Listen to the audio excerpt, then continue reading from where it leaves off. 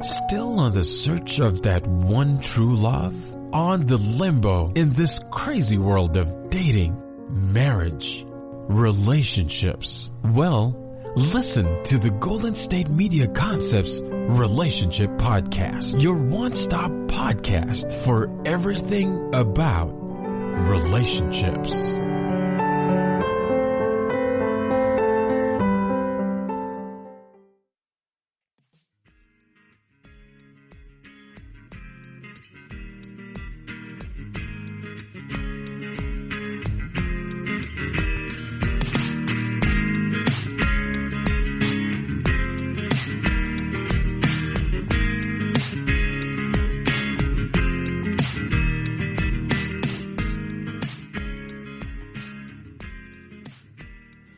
Hello and welcome to Golden State Media Concepts Relationships Podcast. I'm your host, John Johnson. I'm going to talk about unavailable people. Have you ever had that person who you were attracted to and there was something really mysterious but alluring about them, and you just kept reaching out to them, trying to get them into your life, trying to get them in your grasp, in your clutches, so you could have some sort of intimate relationship with them? I don't mean just a physical connection, but I'm talking about something that means that's significant to you, because we have those people that we, for some reason, become attracted to, and for oftentimes reasons that we don't understand, they're just not available to us. But we keep trying to reach out to them, to keep trying to draw them into us, to be in relationship with them. And you wonder, why is that? What is such a strong draw that you would work that hard to get involved with them? Now, sometimes we manage to get them in our grasp. We manage to spend quality time with them and find out that there's things about them that we really, really like. We imagined it would be that way. And, we find out there are things about them that, hey, that are pretty average, and invariably there are things that that maybe we don't find so wonderful about them. But overall, we're still drawn to them. We're still really attracted to them. And there's something about that mystery of being connected to them, and we're still trying to unravel some of the mystery about them, but yet they don't seem to stick around. Or maybe said differently, we keep choosing people that don't seem to stick around. So what do you think's behind that? And I want to examine this because it's one of those questions that we all run into at some point in time. If you understand the term unrequited love, and what that basically means is that you have a lot of emotional feelings for someone who doesn't return them to you. We work at trying to get them to see the best of who we are and to want to be interested in us, and we invest time and money and effort and emotion, but it just doesn't seem to stay. We find out that maybe they're interested in someone else. So sometimes we even make ourselves seem like that other person just so that they might notice us, just so they might give us their attention. And again, it goes back to, why is that person so attractive to you when they have definitely set out to reject you? Well, those things, oftentimes, it's very on the surface.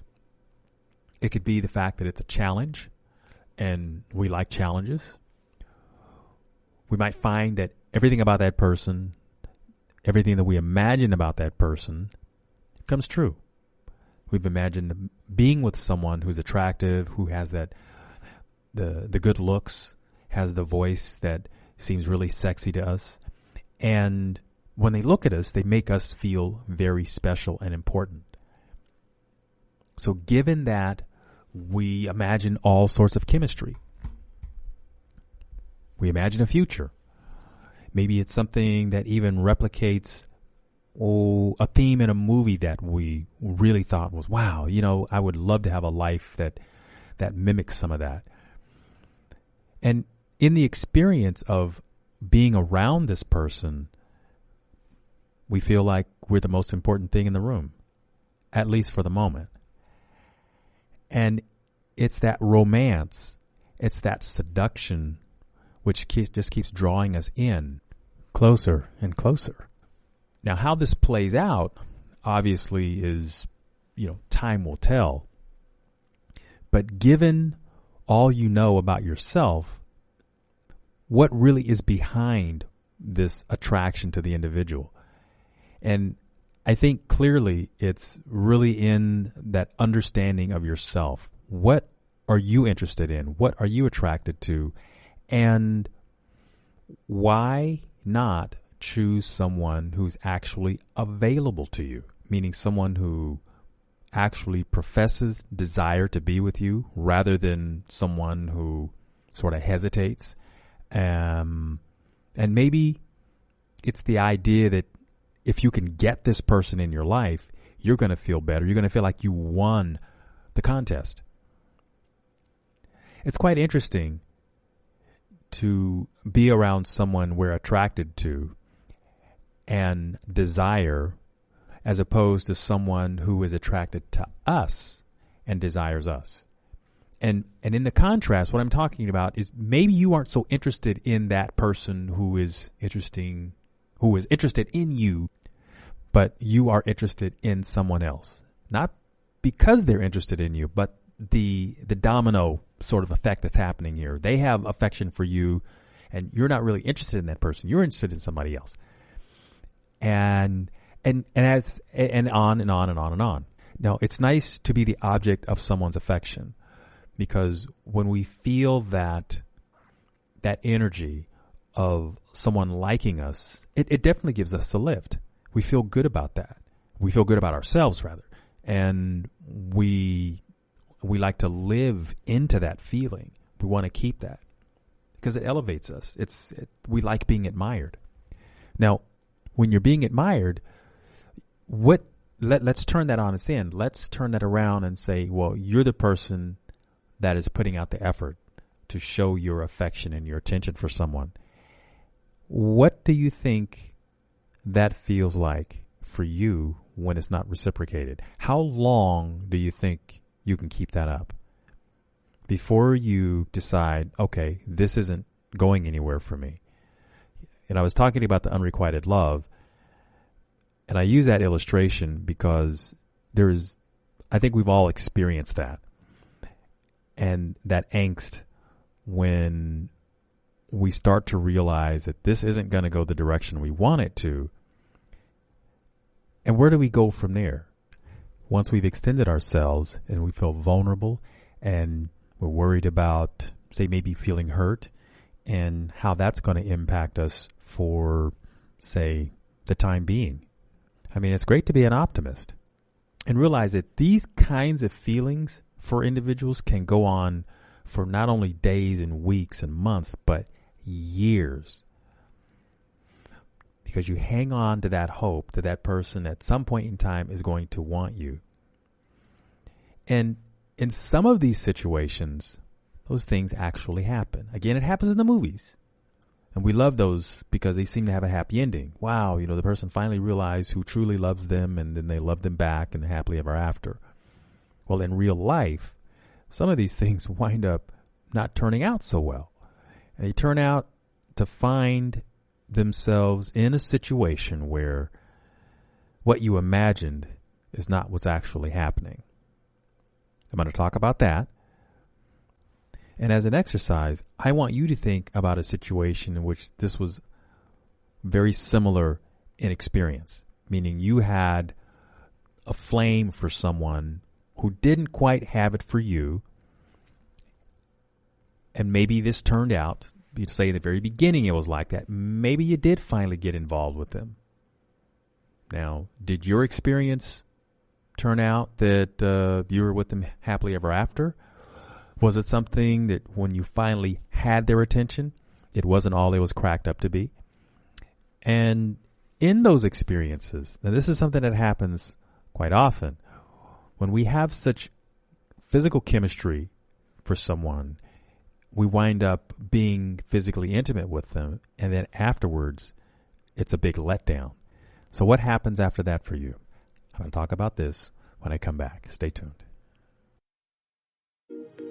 The GSMC Sex Podcast is a show that examines all aspects of sexuality, from physical to emotional to spiritual. Join our hosts as they discuss age-old questions, common misconceptions, and the latest topics surrounding sex. They'll tackle topics about sexuality from the complicated to the hilarious and everything in between. GSMC Sex Podcast is your show for all of your questions about sex, even some you might not have thought of yet. Download the GSMC Sex Podcast on iTunes, Stitcher, SoundCloud, Google Play, or anywhere you can find podcasts. Just type GSMC in the search bar.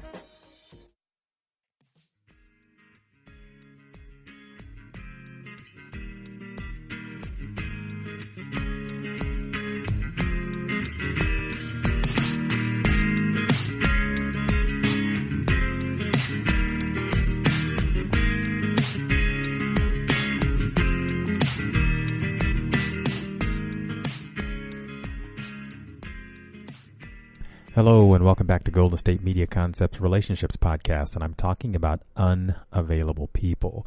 Now, when I left off in that last segment, I had touched on the chemistry that we have with people, and that chemistry can lead to great sex. And for a lot of people, that's the basis of a good relationship. Not the only thing, but when I say basis, it's one of those bricks in the foundation. And I could talk about why individuals would pick that one in particular. Because if you've had a relationship that has had lousy physical intimacy, one of the things that you want to be able to check off is to know that you're going to have something better than the experiences that didn't work out. Meaning you want to have good sex this time around. You're going to put that high on your list because you didn't last time and you were disappointed because you didn't make it a priority. So this time around, you're going to make it high on the priority. Because I think what we find out is there are some things we feel like when we meet somebody, they can learn. They can have an interest in better communication. We can read a book. We can practice it. But it seems like when it comes to physical intimacy, we want to know that the person can deliver. And a lot of people put that out there, that the other things, when you meet them, you have a good conversation, you kind of know up front. You can talk about your philosophy, and you can figure out how deep they are. Is it a thin veneer and they just kind of skip across subjects, or do they have a real depth of understanding which could lead to really good conversations? And do we share the same values? See, a lot of those things can be worked out, and we do so. We can do it over the phone. We can do it in letters, emails, whatever. But when it comes to the physical intimacy, before a lot of people want to invest in the kinds of time that it takes to do all of those other things that I was just talking about, they want to get physical. They want to know that the chemistry that they feel is something that has some longevity. And like I said, why people put that up front is because they've had experiences in which the sex was lousy. Maybe you've had that experience. And I can tell you, for a lot of people, that's a big draw. That's a big hook. No. Some people sort of bank the relationship on having good sex. They think the rest of it will work out. Well, I tend to think that it's still important to do your, your work in finding out about the person and the other characteristics and traits that you find are important. Write down a list. Write down a list. Do you like to go to the gym? Do you like to read books? Do you like to go on hikes? Do you like movies? Do you like to work on things around the house? Or Are you good at delegating? And do you share those responsibilities? How good are you at negotiating? How do you handle conflict? These are some of the things that people think of usually after the fact, after they've really invested some time and effort and emotion into things, and then they find out, well, it's not working out. They didn't think of these things because the physical chemistry was so strong. And I can tell you, it'll make a lot of problems seem a lot less important. But sex doesn't cure everything, and we tend to learn that over time. I mean, it's great to have good chemistry, good physical chemistry, but it's not an answer to everything. And as we find that out, then some of these other things come to the surface. One of which is sometimes we're attracted to someone because they remind us of someone else. And I think that has happened more times than some of us tend to admit. Maybe we've had a relationship with someone and it didn't work out, and we're attracted to a certain type. So we wind up being on the hunt for someone who fits that description. It's very seductive to replay a certain relationship, a certain type of person, because we keep trying to fix it. And that's one of the reasons why you will see people try to make a do-over out of certain situations, even though coming back to it, we haven't really learned what it is we need to fix. We just keep stabbing away at it, thinking it's just going to get better because we stick together. And that's where you have to put effort into the problem-solving part of it. Remember, one of the things that I talked about, and I say this about all relationships, you got to learn how your potential partner handles conflict. Some people are very skilled at it. They can navigate the rough waters, and they form a bond.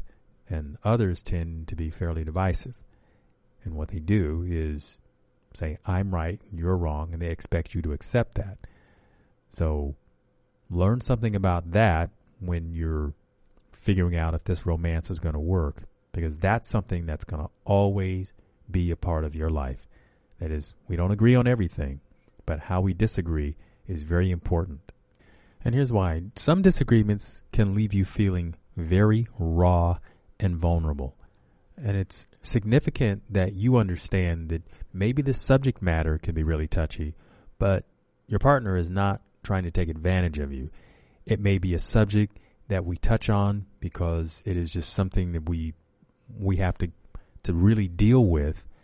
And working through this is going to require us to really own up to maybe sharing some thoughts that we've had that we haven't shared before, or it may be a recall of maybe some trauma that you dealt with in the past that maybe the new partner doesn't know about.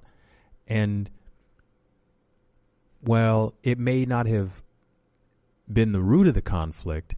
It may be something that comes out during the conflict. And as these things get discussed, what we hope is it's going to lead to a better understanding about where we at, where we come from, and in the case of in relationships, we want to know what the triggers are so that we don't constantly keep rubbing that raw and then creating some distance between us. Because the one thing that we like to have after there's been a conflict is to be able to have some resolution, be able to have some closure so that we can be close again. Remember, in relationships, that's what you want. You want closeness. You want partnerships. You want to know that the person who you are in the relationship with cares about you and that they affirm that so that you're not left feeling like you're all alone. Because if that's the case, you would ask, why am I in the relationship in the first place? Well, I can answer that for you. You want companionship. You want compassion. You want validation. You want to be able to validate your partner. You want to feel loved. You want to give love. Because one of the things that happens in relationships is you have an opportunity to be your best self. When you are around someone you care about, you can nurture them, you can express the feelings and emotions and see the impact on them on a continual basis. There's a lot of good feeling that comes out of that. And it makes you want to invest in the relationship even more. I'm going to take a break, and I'll come right back. Tired of searching the vast jungle of podcasts? Now listen close and hear this out. There's a podcast network that covers just about everything that you've been searching. The Golden State Media Concepts Podcast Network is here. Nothing less than a podcast bliss with endless hours of podcast coverage. From news, sports, music, fashion, cooking, entertainment, fantasy, football, and so much more. So stop lurking around and go straight out to the Golden State Media Concepts Podcast Network. Guaranteed to fill that podcast itch. Whatever it may be. Visit us at www.gsmcpodcast.com. Follow us on Facebook and Twitter, and download us on iTunes, SoundCloud, and Google Play.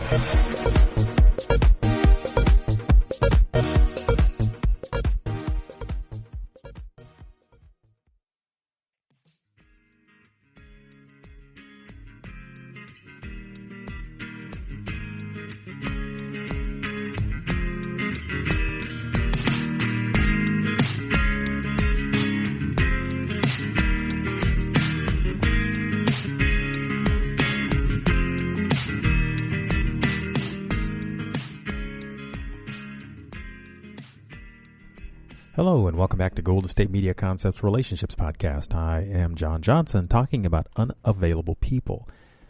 So, I explained about what unavailable people are and some of the things that make them unavailable, but more so why we are attracted to them and the lengths that we go to try to hold these connections together.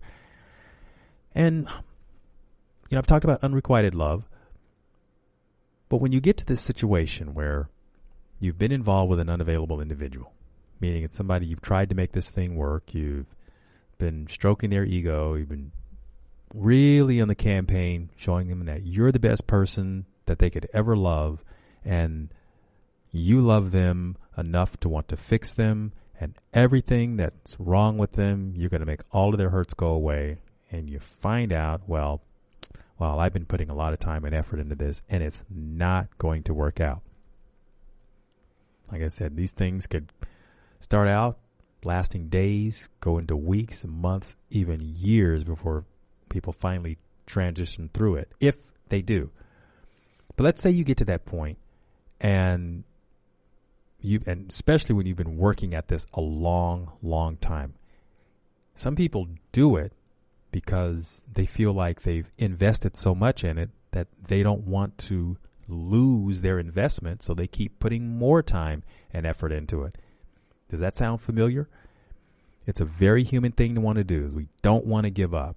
I mean, thumbs up to the human spirit and optimism and all of that. But when we're talking about another human being loving us back when we've invested all of this, sometimes that's a roll of the dice.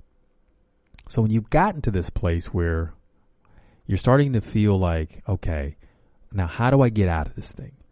Because if I quit now, I'm going to feel bad. I'm going to feel really ashamed. Well, you have to start telling yourself a few things. One, not every situation is made to work out the way you want it to. Sometimes it's good that you don't get what you want. Now, in the experience of trying to convince somebody to love you who just doesn't seem to do it the way you want them to, I think that's a telltale indicator right there of maybe you have more of a tendency to try to manipulate things to your advantage. And people are independent. There's that free will thing. It might have even worked for a little while, but it flickered out. Part of that is human nature. We get attracted to things, and say I'm speaking about the person who you have, they were your object of affection. They were involved with you for a while, but it just didn't work out for them. And they decided, they're not going to put any more time and effort into it, even though you continued to hang on.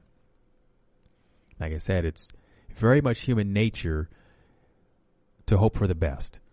I mean, movies reinforce it, songs reinforce it, there's poetry about it. Valentine's Day is for lovers. It just seems to, and you get a lot of juice out of this. It makes you feel good to want to love somebody, so why not? But when we come to that place where we're recognizing that this person isn't going to give me what I want, and I'm feeling really bad about myself because of that, or bad about the situation for having spent so much time, and you think about all the other people that came through my life, and I could have been with them. It's easy to want to replay the tape and try to make this person who doesn't want to return the affection, kind of make them the villain. It's easy to do that. But the problem with that is now you're going to leapfrog into probably doing the same kind of experience over and over again. So you have to take ownership of the situation, because you can do a better job of fixing it for you if you take ownership of it. Number one, recognize, why were you attracted to this person? Did this person fit the profile of someone that you may have been attracted to before, and you were trying to do a reset and collect your life again? There are some of us out there that really feel tied into a person, and they are our world. That it's important that we have somebody in our life to put our time and effort and energy into, rather than investing in ourselves. See, this is an opportunity to make yourself first. You're going to have to learn about who you are and what really works for you. If you haven't had a lot of success, or maybe if you don't know what success feels like, it's interesting that we then want to tie ourselves to someone else who we feel represents that with what we want. And again, this goes back to having to learn to feel good about yourself and not tie how you feel about yourself to someone else's approval of you. Because if you think about why you were so hot after that person, you wanted their affection, their attention, their approval. And yeah, we do want that from somebody that we are closely associated with, someone we love.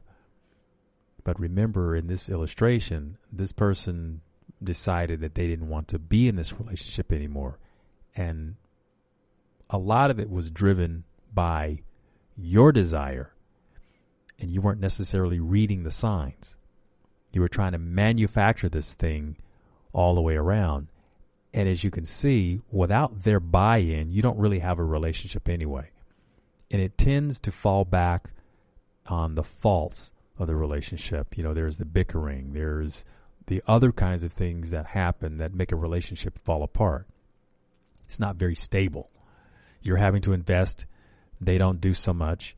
Or whatever they do put in, you're not satisfied with it, or you're not happy with it. Or maybe they complain that they have to invest in it. All kinds of things. But what you have to see in all of these illustrations is that they are unavailable. So there comes a point in time when you have to cut your losses. Understand that, yes, it is painful to walk away from something that you feel very passionate about, or at least did at one time, and you keep trying to fix. But generally, situations like this are representative of something that's broken in us, and we are projecting onto that other person that if we fix them, then we are going to feel better about ourselves. It's very classic. Happens over and over and over again. Now, we generally do a fairly decent job of seeing someone else's flaws. We're human. We all have them. What we have a harder time of doing is seeing our own, because what we wind up doing is we justify our own actions, our own behaviors. That's a very seductive thing we humans do to make ourselves feel better. And think about why that is. As I said, without optimism, there would be a lot of things that wouldn't happen for us. We wouldn't have hope. And without hope, well, what do we have in a lot of situations? You have to have some sort of stick-to-itiveness in order to make good things happen for you. But sometimes in our minds, we corrupt the idea of hope and put it in the place of something that really doesn't deserve our attention and our effort. And coming to that realization is very, very difficult. And if we've run into, let's say, a number of scenarios in life, not necessarily relationships, but a number of scenarios in life where we haven't had the kind of success that we would like, then we keep looking for something that will give us that sense of satisfaction. Sometimes it's in the relationship, sometimes it's in a job, sometimes it's in something else. But whatever that thing that you're investing in, and in this model I'm talking about the relationship, you really have to see it for what it is. You have to learn to see it for what it is. And you are a huge component in that. So it might require some readjustments, some refocus in what's important in the relationship or what's important for you, so that when you seek someone to partner with, then you find someone who is more compatible, somebody who's available for you. So I'd like you to take that to heart. I'm John Johnson, and this is the Golden State Media Concepts Relationships Podcast. Thank you for listening. You've been listening to the Golden State Media Concepts Relationship Podcast, part of the Golden State Media Concepts Podcast Network. You can find this show and others like it at www.gsmcpodcast.com. Download our podcast on iTunes, Stitcher, SoundCloud, and Google Play. Just type in GSMC to find all the shows from the Golden State Media Concepts Podcast Network, from movies to music, from sports to entertainment, and even weird news. You can also follow us on Twitter and on Facebook. Thank you, and we hope you have enjoyed today's program.